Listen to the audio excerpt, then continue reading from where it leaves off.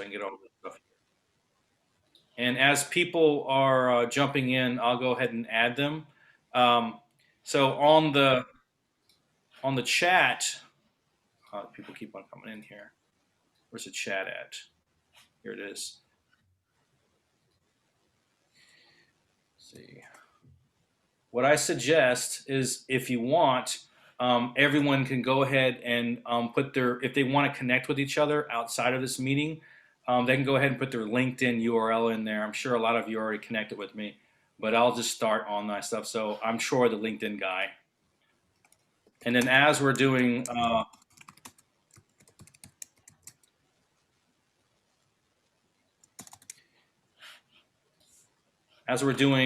announcements for everyone, we'll try to get through those pretty quickly. All right, so that's my first start right there. Now, what I want to do is I'll go ahead and pick someone, and if they want to talk for a quick 30 seconds, and when I say 30 seconds, I kind of mute it because I'll probably cut you off to move on to the next person. Because last week I didn't do that, and we were 25 minutes just on introductions. So let's keep the introductions down to like 10 minutes if possible. Good. All right, first person I see on my right is Doug Knoll. If you take your mic off mute, give me your 30 seconds. Hi, everybody. My name is Doug Knoll. I'm in California. I'm a lawyer turned peacemaker, co-founder of the Prison of Peace Project. And if you look at my LinkedIn profile, you'll see that I am deeply engaged in teaching people how to de-escalate strong emotions and teaching people how to be emotionally competent, which I think is the root cause of just about every problem we've got in the world right now. Awesome. John Keel, next. John Keel in Dublin, Ohio, also known as the old dog with new tricks. Name has been given to me by a number of people. I'm sorry, Troy, what am I supposed to do? My business or what I do? Whatever you want to talk about in the next 20 seconds. Got it. Improved results, my main consulting business. We increased revenue for 1 million and larger businesses. And our LinkedIn product is Improved Together. Awesome. Paul Costello. Yep, how you doing? I'm Paul Costello from the Jersey Shore, and not what you see on TV, but I'm a medical software executive. LinkedIn's used a lot, particularly in the middle of a pandemic, and you can never learn enough about it. Great. Next person in the list is Kemi from the UK. Unmute your mic. Hi, everyone. I'm Kemi. I'm a health and wellness coach, so I help people live healthy and wealthy. That sounds awesome. If you're not speaking, I would have your mic on mute. But Mark, you're speaking next, so keep your mic off mute. Okay, good. I hope I'm off mute. I'm in New York City, and I'm an executive recruiter for financial advisors. Thanks, Mark. Thank you. And Karan, you next. Hi, Karan here from Venice, California. We build conversational chatbots. We turn information into knowledge that computers can understand, and information that you can talk to, and capture leads and share knowledge with your visitors. Great. Vas, is it Vas or Vas? Vas, you got it. My name is Vas. I'm a recovering cold caller. I work in the recruiting space and I'm over sales. I live in Tennessee. I'm originally from Maryland. I lived for a brief moment in Seattle, Washington, and I recently bought a 4-unit apartment complex as my first real estate investment. So I'm really excited to be here so I can pay it off in less than 30 years. I will tell you, I like your videos. Thank you. Thank you. Yep. Linda Sugarman.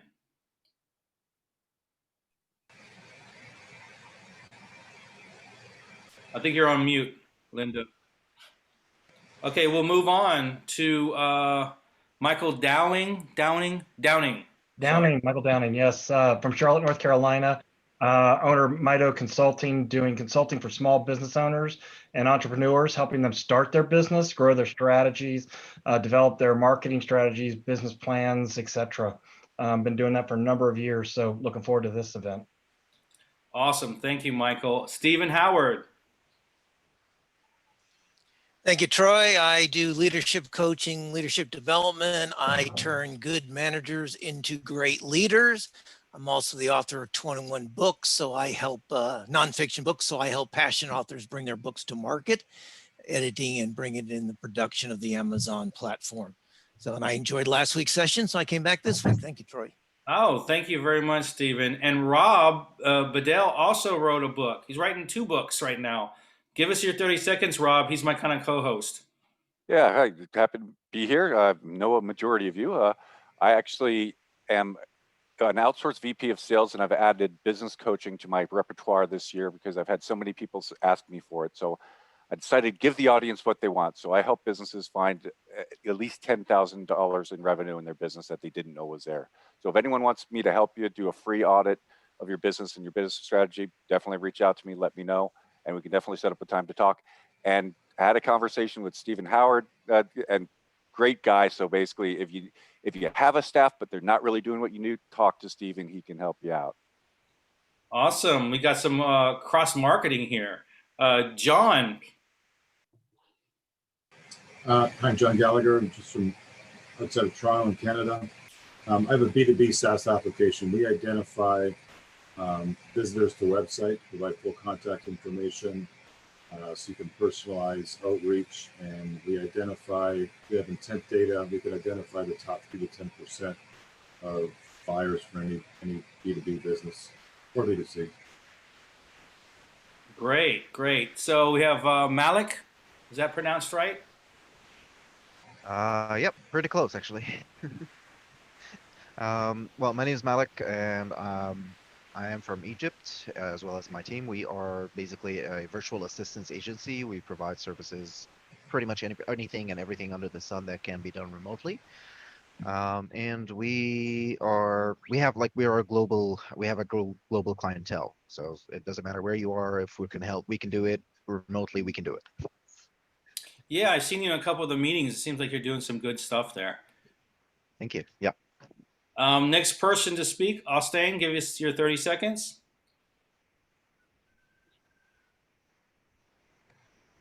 Mic's on mute. Hi, sorry. My name is Astan Padun, and I'm a web developer, and I'm working as the webmaster for Fisheries Committee for the West Central Gulf of Guinea. It's an organization of 6 countries. And I'm also working as a virtual assistant for return client. I also do LinkedIn prospecting for clients. That's basically what I do. Sometimes I do software testing for other clients. Thank you. Yes, Austin is really good at a lot of things, so he takes direction really well. So I'm glad to have him aboard. Al, would you like to talk for 30 seconds? Yeah, thank you. Hi, Al Gilbert. I'm the Chief Listening Officer for AdvisoryOptions.net. I help people in transition optimize their resumes. I help companies optimize some of their new ideas for business. And I help salespeople put together presentations which are educational and entertaining at the same time. Yeah, I think the only thing entertaining about me is my robot dancing. So, Alan, I think you're last. All right. Good afternoon, everybody. Yes, my name is Alan Horshad. I can help the company to save on the cost on the Six Sigma Black Belt. So I can identify ways throughout the system and help them to improve them. Thank you. You're welcome. So we got all the announcements. Did I miss anyone? I think I got everyone that I see. I think Lydia Sugarman didn't. Oh, Lydia. Your mic's on mute. Oh, maybe she's not at her desk. Okay, that's fine. We'll go ahead and continue. Today is about LinkedIn strategy. And as we had these meetings, we're getting more and more people interested in this. So I'm going to go through some major areas first. And I think some of you were on the meeting several hours ago. So I may have some repetitive information, but the direct information will be a little bit different. So I'm going to go ahead and share my screen.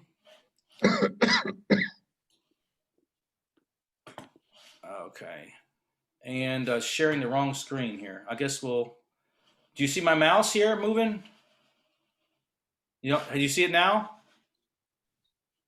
Okay, great, great. All right, so I'm going to open up this presentation here. There you go. And this is about 5 slides. It's about creating your LinkedIn strategy, sponsored by Return Client. Oh, I didn't give my announcement, but I think everyone knows who I am. I'm the owner of Return Client. We have a system as well as LinkedIn experts. We help with video production, outreach, replies, booking appointments, and that sort of thing. It's going really, really well now, but it wasn't always doing well. It's going well now because that we have a solid system in place that works and it makes sense. And so the foundation of this is that if you're there as an expert, you should not really sell the services so much. You should really offer support and help. So the idea comes across as if I'm here to help someone. There's about 3 things that will come out of it. They'll be happy, they'll try it and they'll do it on their own. And there's so much work. They'll have you to do the work, which is where your clientele's come from. And the third is, they may send a recommendation. So by helping other individuals, you actually generate business. So there's like really 3 main sections where I get my business from, and I'm not sure that everyone else does. So feel free in the chat if you have any questions or you have any comments to put in there. Let me open my chat so I can see it. Great. So my 3 areas where I'm generating business is from what it has to do with LinkedIn anyway, is within the posting area, and the interaction with that, with my direct outreach, my direct messaging stuff, which we're going to talk about, and my network activity, which is this network event and the other several network events I attend weekly. And so I kind of separate it in those 3 areas. The branch off activities are more of the follow-up type areas. So posting, we talked today about what, how, and when, direct messaging. We're going to get into details on the different campaigns and why and how it's structured. And network activity, I think we're not going to really talk about that, but generally you do want to connect with people of interest and work them offline as far as if you can add value to what they're doing. Now, this is a tricky area for the networking because you just don't want to try to do business with someone. You want to see if there's something there that makes sense. So it really takes time to kind of get to know the person, to go through their profile and to communicate and see if there's an area that you can help out with. I personally help out for free. These meetings are free because, again, it really converts into business later on. I end up being the expert on it. So everyone kind of wins. So the posting things that we talked today was about what to post, how to post, when to post, the value of a post. If anyone wants the link to that, I can go ahead and provide that at the end. I have a one section that has I think 8 or 9 videos and posts of information on that. And so we kind of talked about that today. So I have a LinkedIn article on that. Okay, I definitely will, Judy. As far as activity, I join other weekly events. I have my own events. I try to follow up when appropriate. I tend not to reach out to a lot of people. I just have them reach out to me because I feel that if they need something, they will. And if I actually need something from someone, I'll reach out. So I always provide enough content, healthy content for them, individuals come to me. That way the conversation is not a sales conversation, it's a helping conversation. Other stuff.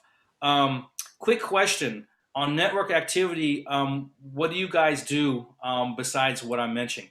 I put other stuff in there in particular because I don't know everything about networking. So if you have anything, other items that you do that have to do with networking, let me know. I know via COVID, it's more rare to meet people, but I know that people are going to lunch and meeting others and making an effort, while we have this vaccine. Chamber of Commerce. Yeah. Virtual trade shows. Definitely. Isn't there a Chamber of Commerce per city?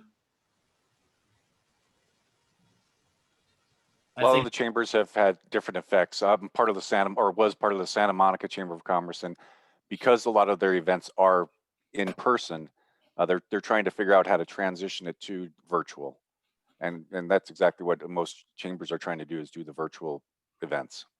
It's kind of weird that they're trying to do it now. Aren't they like a year late? Well, they started going to it earlier last year, but I still don't think a majority of them have it down really well yet. Great. It looks like Al posted something. He posted to me a direct message. I don't know if I'm supposed to say this, but I'm gonna say it anyway. Yeah, go ahead.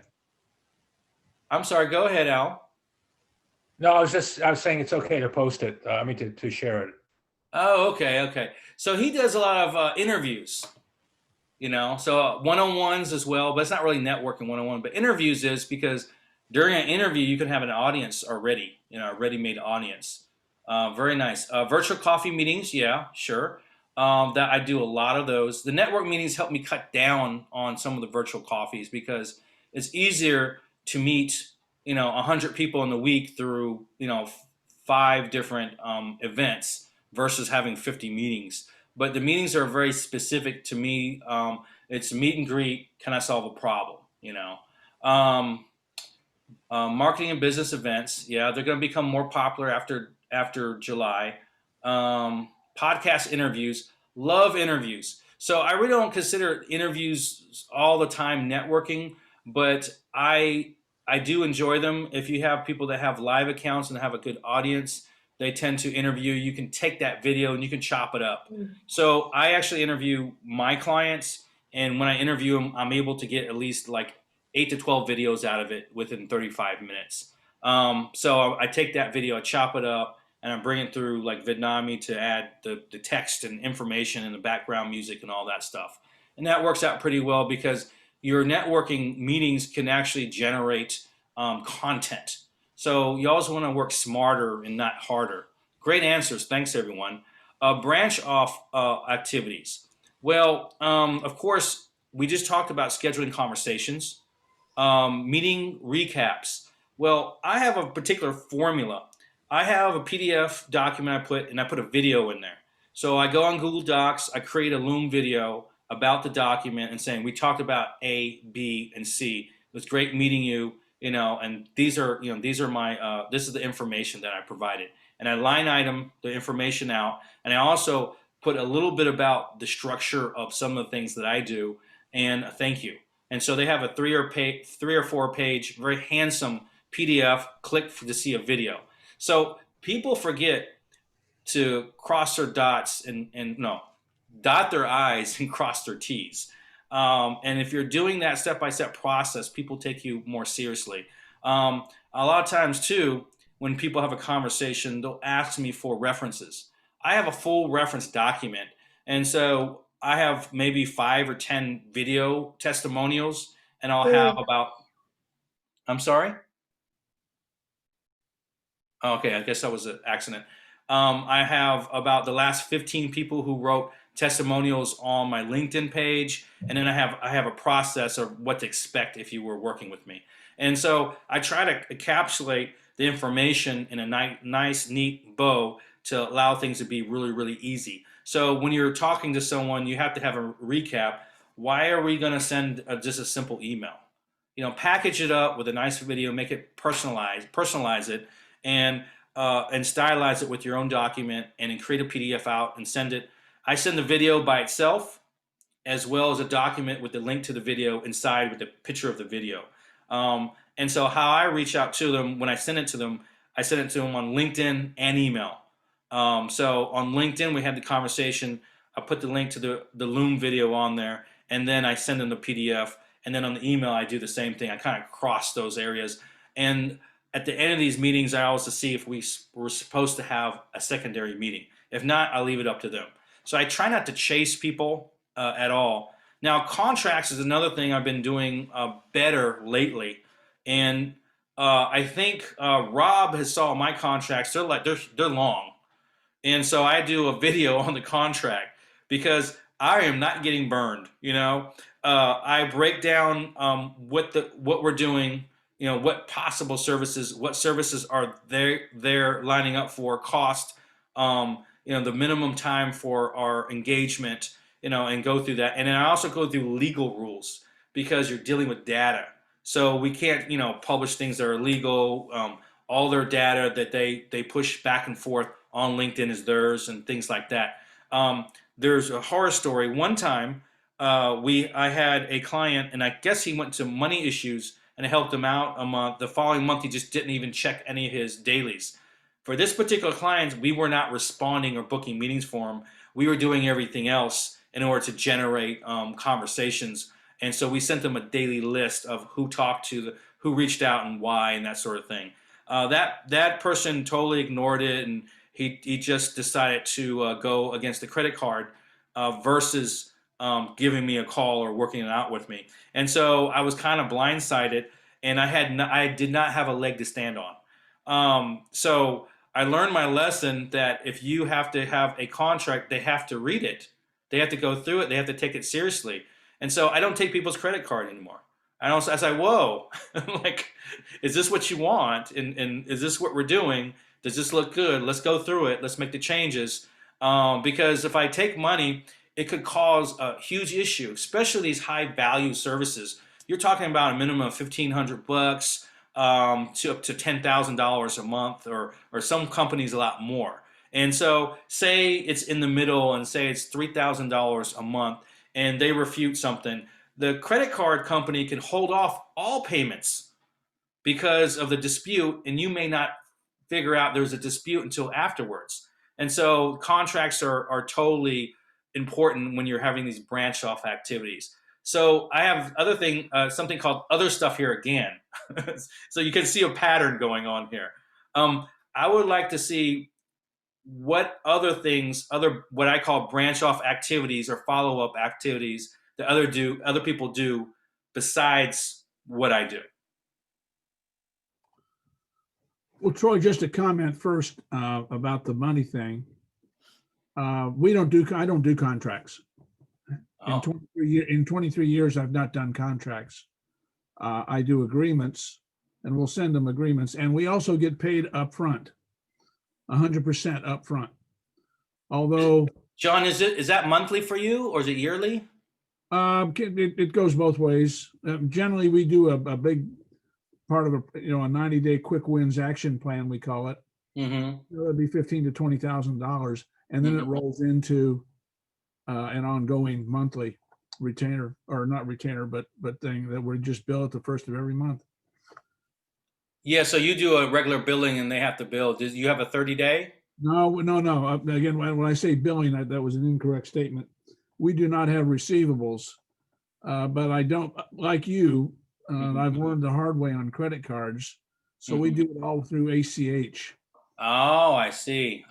That's a good point, And once you do ACH, they can't call the company and get the money back. Yeah, I guess I solve it with the contract, but ACH is also another way of doing that. I wasn't taking ACH, and I had a client that was chewing me down to a certain point, and he wouldn't give me a credit card, and so I just simply didn't work with him. So there you go. I'm like, hey, I'm not gonna roll over. Everything's legit, so everybody has their benefits. But that's a good point. Let's see.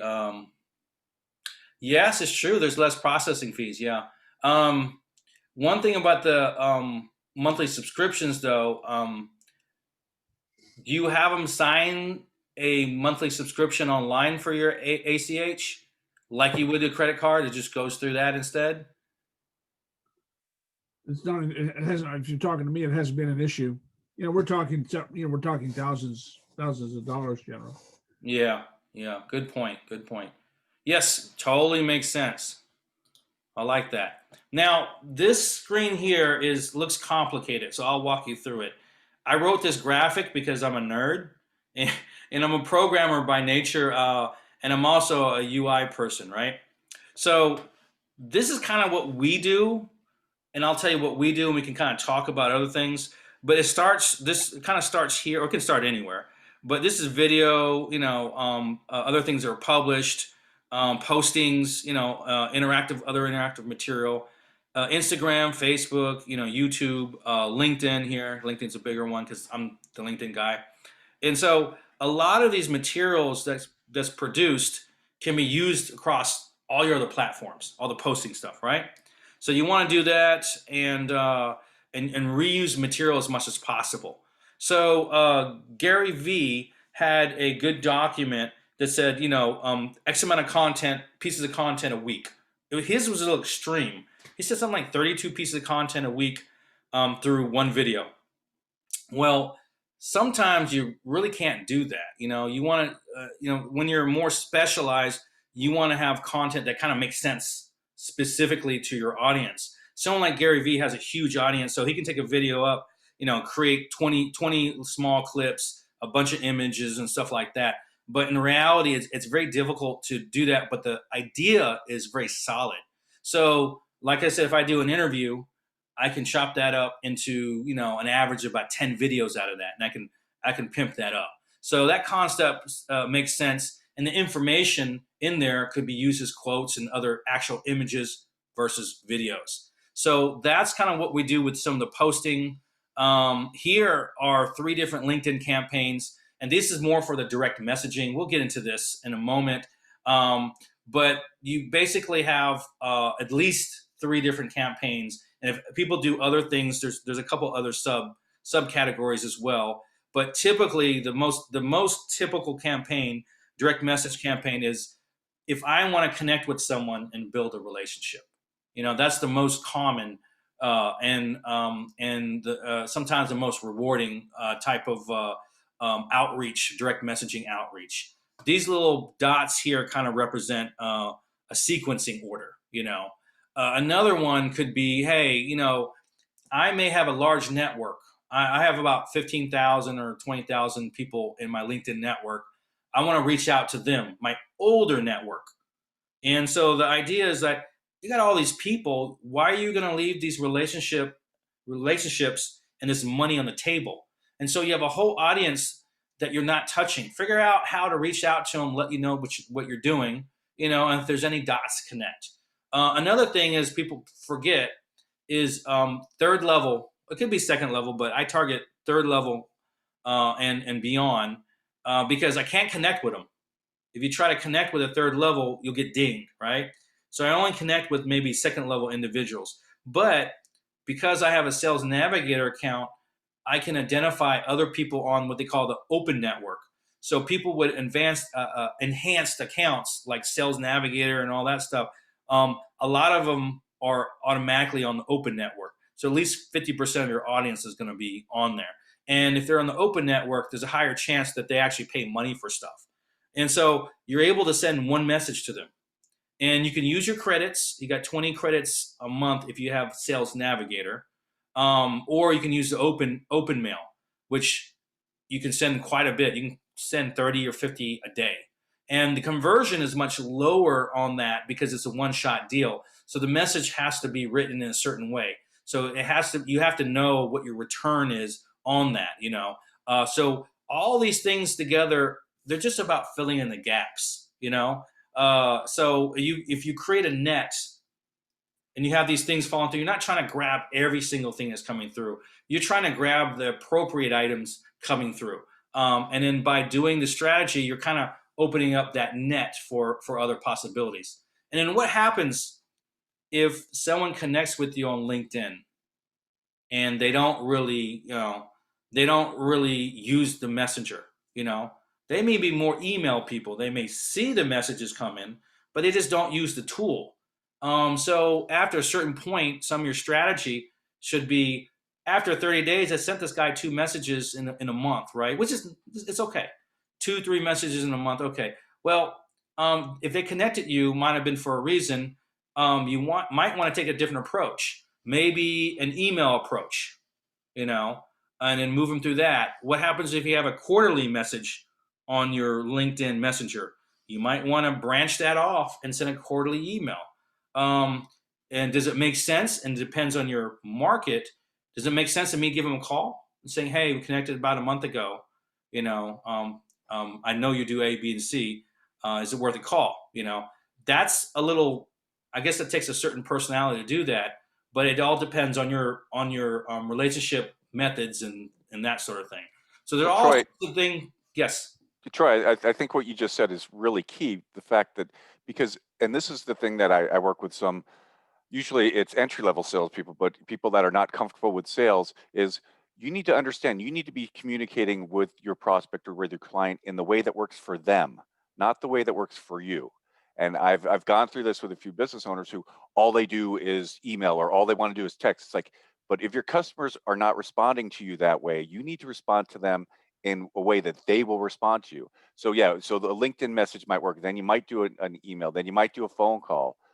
So basically, you might want to test the waters on what works for them, and then once you find out what they respond to, note it down. You're absolutely right, Rob. There's certain clients that are not a good fit for me. If you're doing medical, like for example, medical doctors, no, they're not going to reply on LinkedIn. So you have to have a different strategy to do that. You might be able to connect with them, but they may not ever reply to any of that stuff. So usually, depending on the business strategy, do I want to target the doctor or do I want to target the person who manages his appointments, his manager, his VA, his assistant?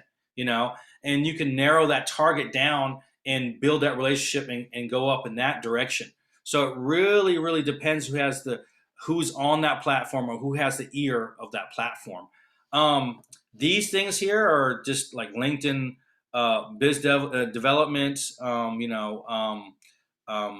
video editors. I forgot. I created this graphic about a year ago, so I forget what half of it says. But it's about reporting, a daily report to figure out what's happening during that day. And so we have people that actually go through the LinkedIn messaging and produce these reports. Who is interested? Who may be interested?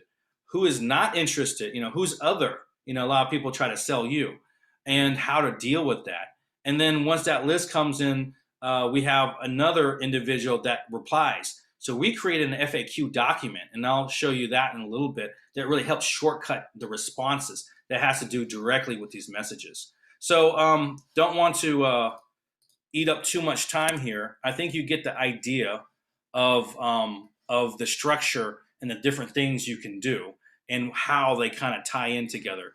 I'll show you a list, and this is a client's list. I kind of cut his name out so you won't see it, but this is a daily report here.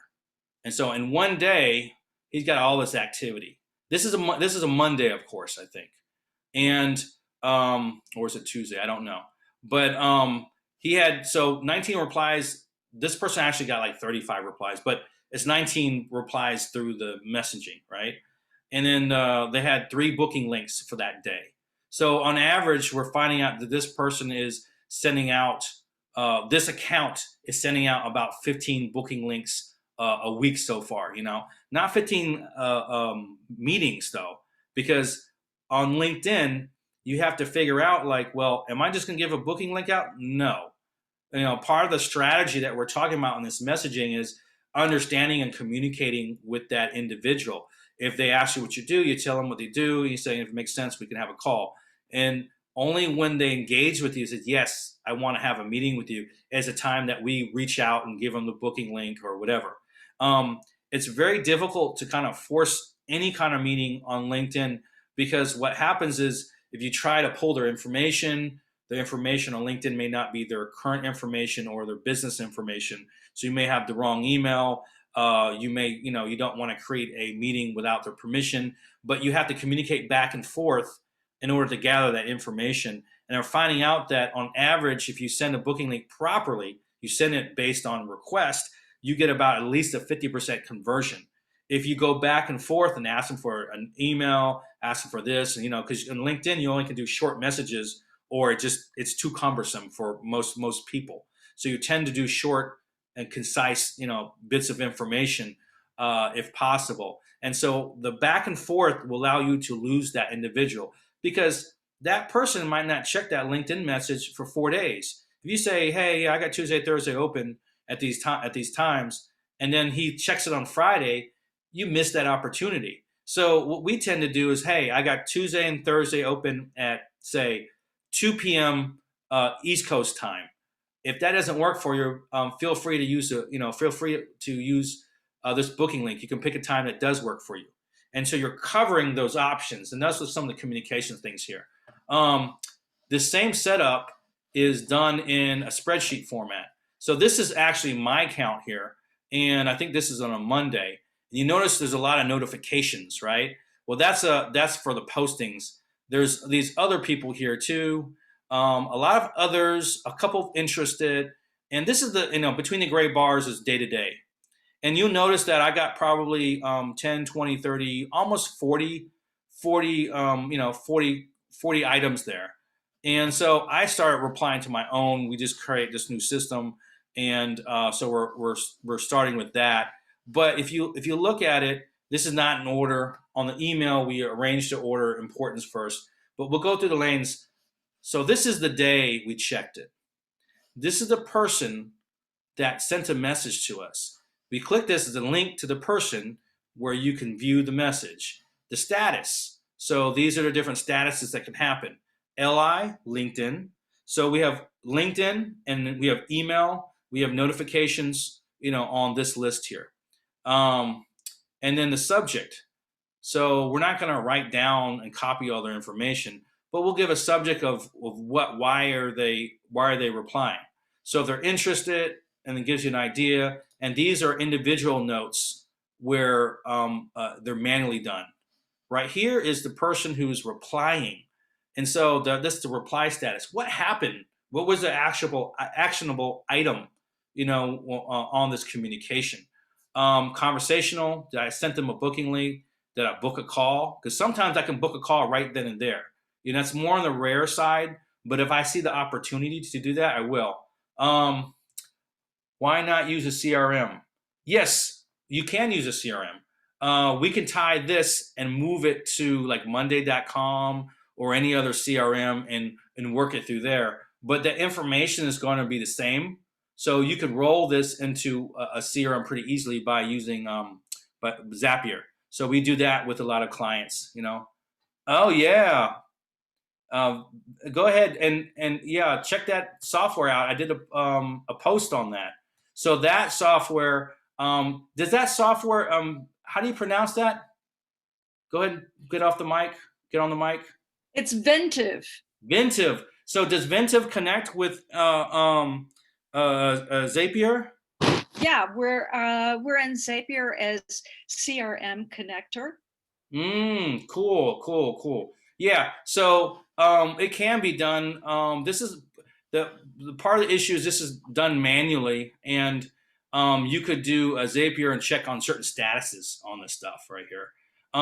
But since we're handling this daily, we just don't do that for us right now because of there's certain limits we do for certain bits of information and for the clients depending on their plan. So this is a sheet that just happens every single day. So it's pretty cool that we have activity, daily. And so this right here is the formulas, and I kind of gave this out on LinkedIn. If you want, I can go provide a link. Matter of fact, let me just share this, and you can download it as a PDF. But oh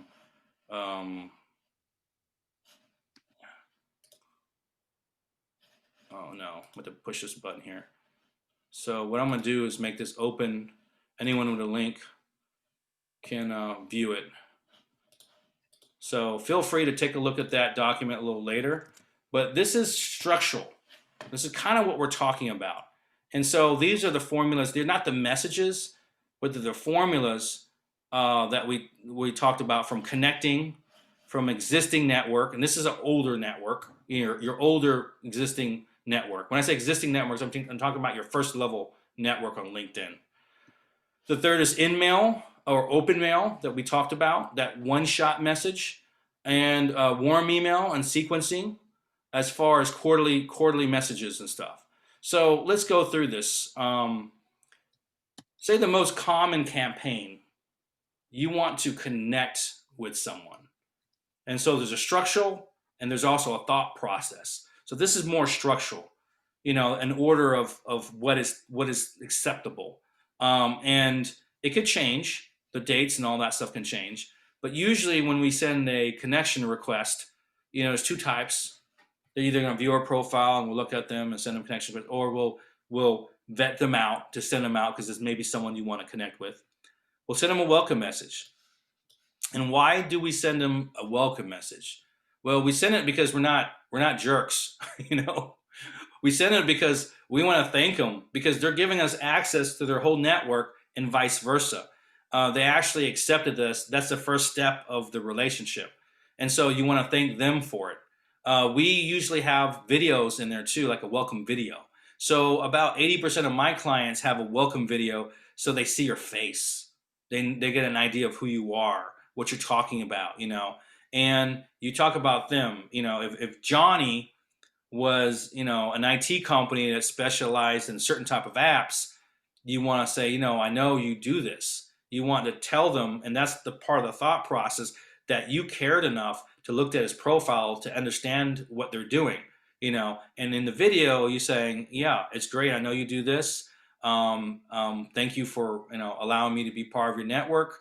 I do A, B, and C, a short one-liner, and then he said, if you see any dots connect, I would love to have a conversation. You leave it.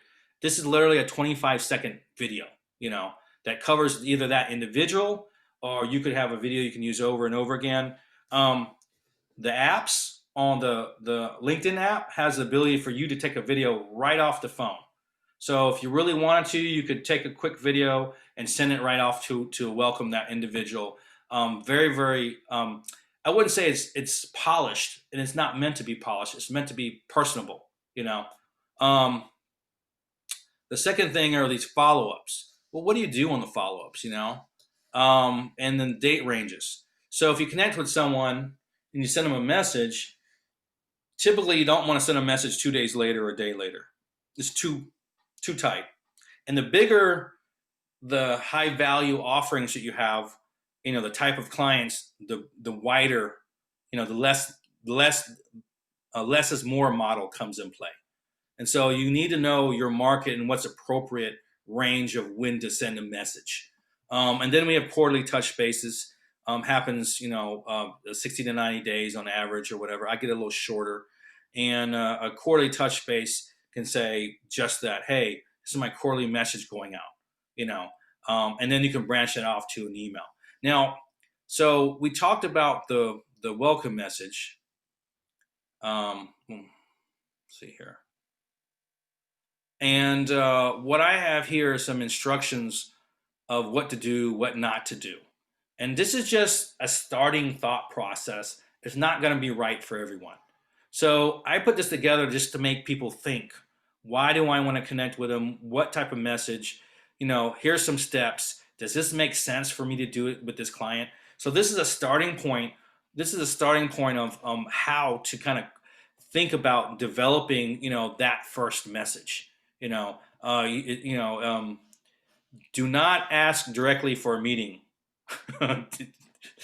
Don't ever do that in the first message. You can say something like, hey, if you like to talk, let me know. You're not really asking for a meeting. But a lot of people says, yeah, let's have a meeting. Here's my booking link. Today I had to actually disconnect and block 2 people because when I connected with them, they sent me what I call a novel. Don't send me a novel on LinkedIn, please, because then you're giving me your rates and all this other stuff. And it's just like, oh man, it's not a very good dating scenario. If we want to date, get to know me first, and that same thing that happens on LinkedIn. If you find it easier to capture quick notes in a spreadsheet, you can always just import it into, oh yeah, definitely. Emails, follow-up, reminders, etc. Definitely. Judy Hayes, manage like you are sending a text. That is true. Judy, you're absolutely right. I always use the analogy of and I used to use it many times. I said, if a text had a baby with an email, the offspring would be a LinkedIn message. So most adults will send short text.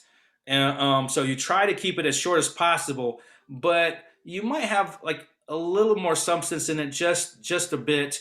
However, the young people under 30, they write novels for text. I can't do that. So yeah, we need to keep it short and to the point. And so I found out, and of course I'm a little slow learner, that you can't have two thoughts in a text or a LinkedIn message. Have one thought. I always thought, yeah, I can think two or three times. I can label these things out. No, generally speaking, you want to send one idea. Because those people are not familiar with, number one, you that much. They're not super familiar with your business, and they're not familiar with your concepts. So the concepts to you may be second nature, but for them it's like rocket science. So I always speak to like them on a third or fourth grade level. I'm not saying they're in a third or fourth grade level, but as far as their knowledge based on what you are doing, they're not gonna know what you know. So keep it really, really simple. The follow-up message. Now, there's a couple of things that you can do in the follow-up message. Sometimes, you want to perhaps provide some value. So I post a lot. I know what I'm posting. I keep track with a lot of that stuff. And this person is doing A, B, and C, or they replied about something. My brain is about how do I connect the dots? If I already have a target market, and it may be set, it may be set. But if this person has a particular thing, I said I may have a post for that. If you add the link in the message, the post will come up. And usually most of my videos are a minute long or whatever, so the content's a little richer. As long as it has to do with the conversation, you're providing them value. Not selling them, you're providing value. You say, oh yeah, I did that before. I actually wrote an article. Even if you didn't write the article, even if like Judy, if you wrote an article and I remember that article and I saved it, I would give your article out to them because it may help them. So it's not always about me. It's always about how do I help that individual. So if I have to hand them out to someone else that either does the same thing or something else, I'm okay with it because I'm not that thirsty. I'm not trying to turn them. I'm just trying to help. And then that honesty comes out. People say, I trust this individual. He's always gave me good information, and the stuff that I did works. I don't have time for it. I'm gonna have Troy do it. That's really how you convert. That's one way to convert anyway. Or they run a recommendation. A second follow up could be something similar, but it could be also something as simple as, hey, I'm just following up on the last message. That's it. It could be super, super simple. Quarterly touch bases, it could be a number of different things, but usually that's about what's happening now. This is your time to actually talk about yourself. I can go out and say, I got a new website. I got some new services. Oh, I'm helping these clients. I did a great conversion doing this thing. I wanted to share it. That's okay because you're telling them that this is a quarterly outreach. Be a giver on LinkedIn. Definitely, you're absolutely right, Judy. Yes, the more you give, the more you receive. But also on the flip side of that coin, you need to limit what you're doing. So if you're helping a lot of people out that are never gonna give back, you have a sense. You're gonna have a sense of how much time I got to put in. For example, my booking links. I give out my booking links, and my booking links have a window of time, and they have spaced out or whatever. Once that block is done, it's done. That way I don't overly commit, and I'm able to help people in an organized fashion, and they're able to select the times that they want. So I don't want to go through all of these, but I think you get the idea of the value of kind of the formulas. And these formulas are a little old, so they're not necessarily the formula to use, but it gives you an idea to start from and how to conceptualize the communications. Who you're reaching out with. The value of your offering usually depends on your targeting. Of that individual. How can you be of value to that individual? I'm not talking about money. I'm talking about how can they benefit from them knowing you. So those are kind of the important things. I don't see whatever. Oh, and I wanted to show this FAQ document. So this is my cheat sheet, and I'll go ahead and I can share this too. I guess. I usually have a. Links vary? What does that mean? Anyone with the link? Yeah, I'll do that. So this right here, and feel free to take a look at it, and you can download it as a PDF so you have it. This is my personal cheat sheet for my company, right? And I'm modifying all the time or whatever. And we do this for our clients. So how do I respond to the most common questions? A lot of this is time management. You can spend like 8 hours a day replying back or whatever. It's kind of not efficient to do that in some respects. And some people, yeah, I think you missed the first document. You scroll up. Scroll up on the message. The first document link is in there. Oh no, I sent it directly. Oh, I sent it directly to Austin. All right. Let me do this. First link and second link. Thank you very much, Keen Eye. Okay. So the first link is the formulas, the thought process. The second link is my FAQ. Definitely take a look at that for concepts and ideas. Download it and say, oh, I see what's happening or why it's important. So what I have right here is I have my existing material and my FAQs and my calendar invite template. That's just super simple for me, right? So what links do I need right away? And I have to actually update this like this weekend, but always my booking link, and I have a second booking link in there for paid consultation. The latest posts, my open hours, which you guys are on right now, open hours post, what talks about that. Paid, and then this is something, just my welcome video. So I can grab that and send it to them. If you have some automation, what happens is if they, well, I don't know about all automation, but if you have a good type of automation or targeting or whatever you guys have going on, if they reply right after they connect with you, or you reply, or someone else replies before your system checks it, it will break the sequencing. So you need to know how to reply to that individual, regardless of automation or not. I have a couple of interviews, a couple of white papers. I have a video explainer video. My information, social group that I am helping out with, a number of different documents, different guides, and this is actually a post. These are posts, and this is actually really kind of a famous post. I think I got like 10,000 views on that one on the Daily Strategy Guide for LinkedIn. Infographic. It all depends. Testimonials. They say, yeah, give me a testimonial. I'll give them a document. If they want a specific testimonial, I'll give this post right here. It's a LinkedIn post. I try to post everything on LinkedIn as possible, or YouTube. That way I can make an image on it and put it in a document if I need to formalize it, or, if I need to use it in different ways. Another testimonial, interviews, that sort of thing, right? So that's all well and fine. FAQs, that's kind of the gold right there. These are the common questions and how I'm replying. One thing is I would like to know more. How do I reply to that? How do I reply? I like to know more. And like, oh my gosh, he actually wants to know something about me. Well, I said, sure.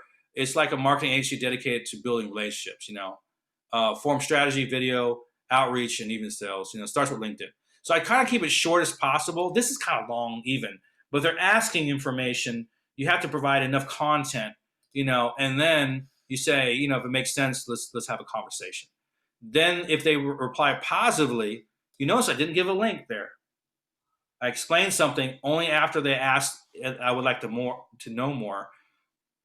And then once they engage, I say, sounds good. Easiest way is to pick a time that works for you via the schedule. Just pick a free option. Pick the free option. I have a paid and free option. So I have a little smiley face there, add a little personality in there.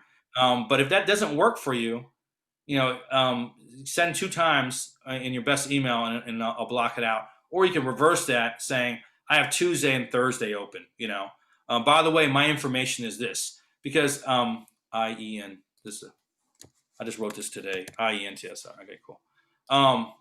So if you're going to ask for their information, you want to post your information there. It's kind of a safety guard. So psychologically, it's like, oh man, I asked for this, and now he's asking my personal information.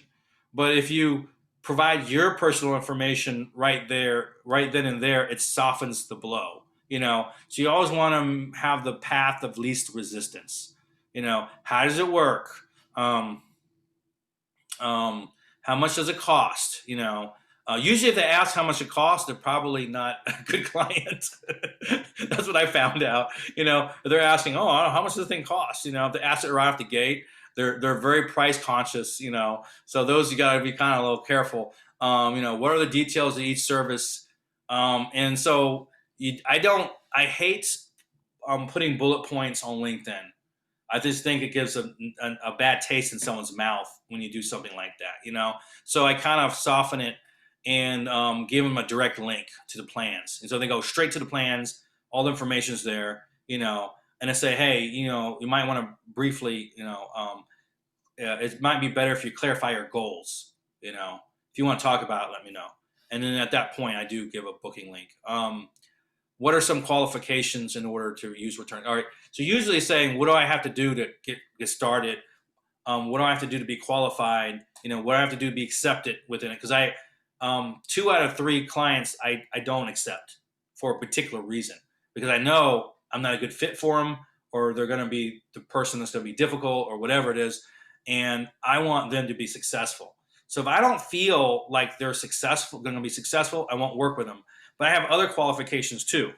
There's some technical qualifications that have to happen in order to encourage being successful. Your audience has to exist on active form on LinkedIn.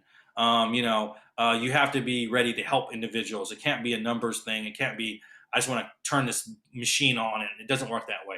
They have to be relationship driven. They have to have the personality to help individuals, and along those lines. And they have to be responsible. And the last part is, can they close a deal?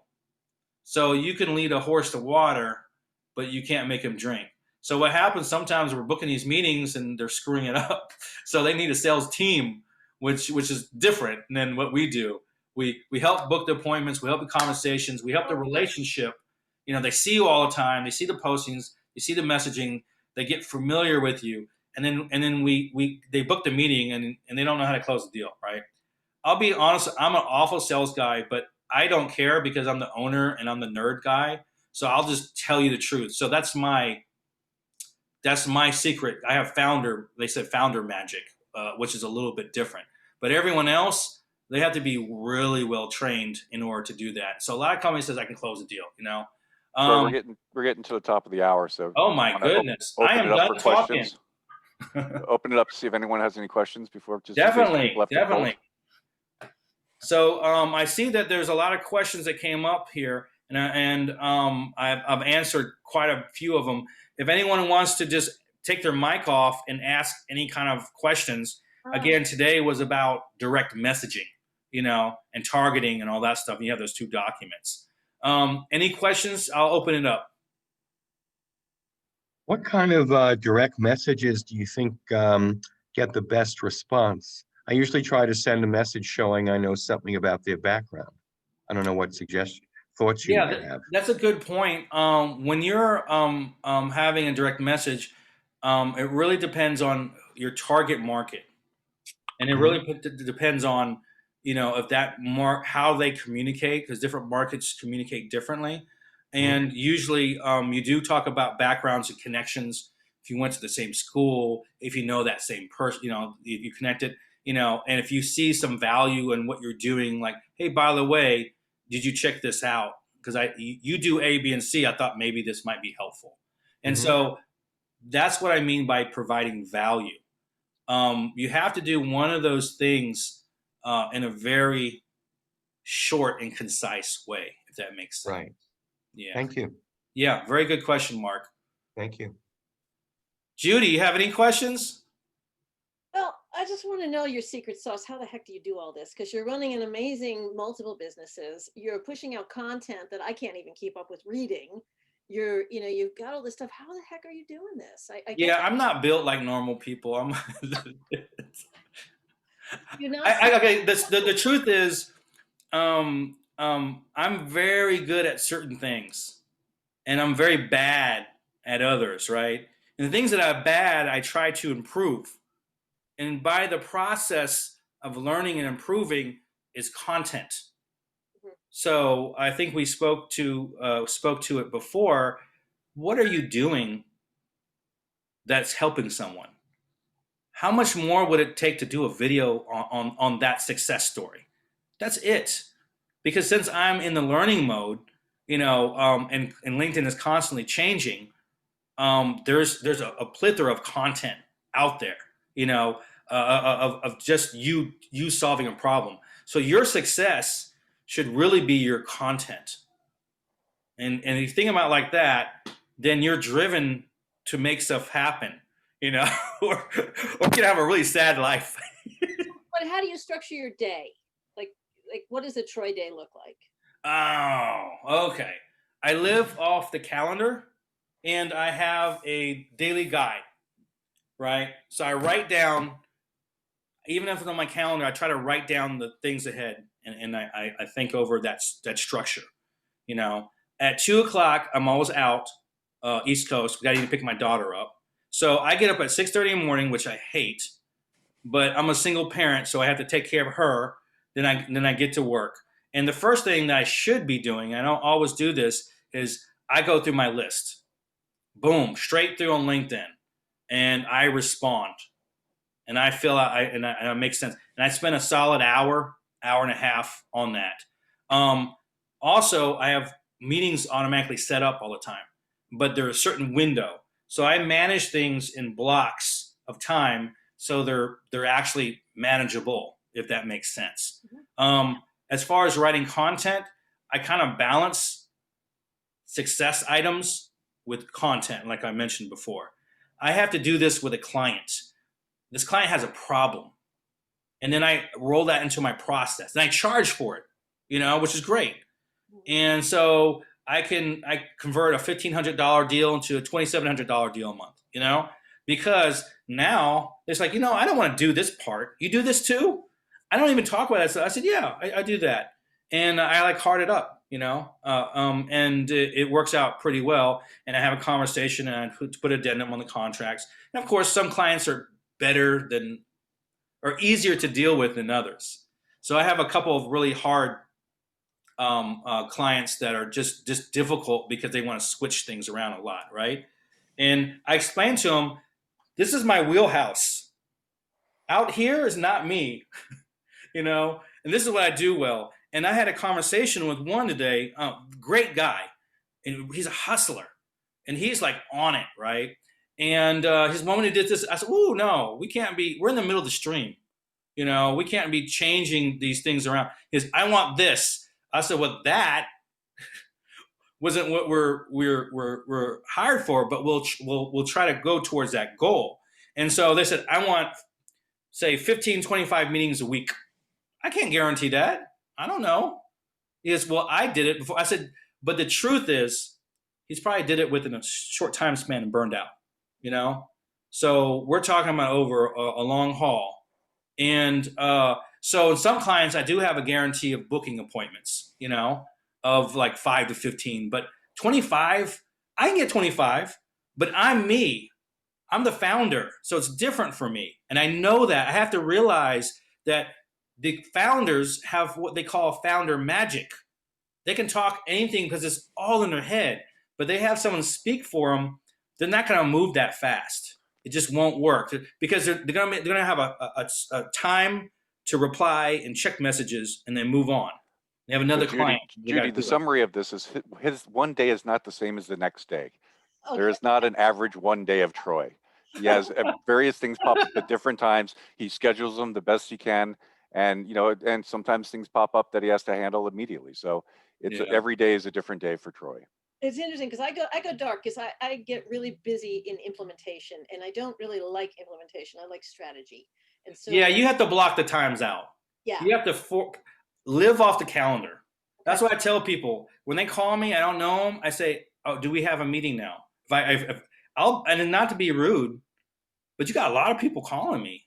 Yeah. They're trying to sell me a service. And if we don't have a meeting, I can't, I'm sorry, I'm booked with something else. And it's not Right, Troy, I got to get jumping. So I think I will let everyone go as well. Thank you, everyone. Have a great day, and hopefully I'll see you next week. yep, have a great day, everyone. All right. Bye. Thank you. Bye-bye.